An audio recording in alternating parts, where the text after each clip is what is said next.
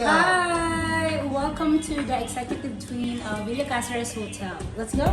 So I have here the birthday boy and birthday girl. Say hi to Tito Tan.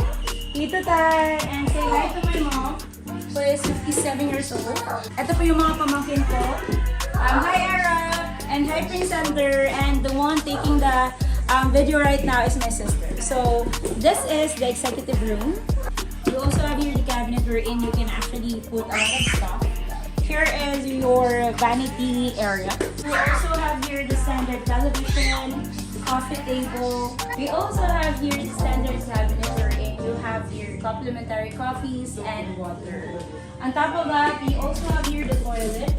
It is also the standard toilet. Hi sister, thank you for taking this video. Actually, my favorite thing about this executive room is the front side. You will see here the swimming pool at Villa Caceres Hotel. So this is one of the best views here at Villa Caceres. So that's it for today. I hope you are going to check this place out whenever you are in Naga. Thank you.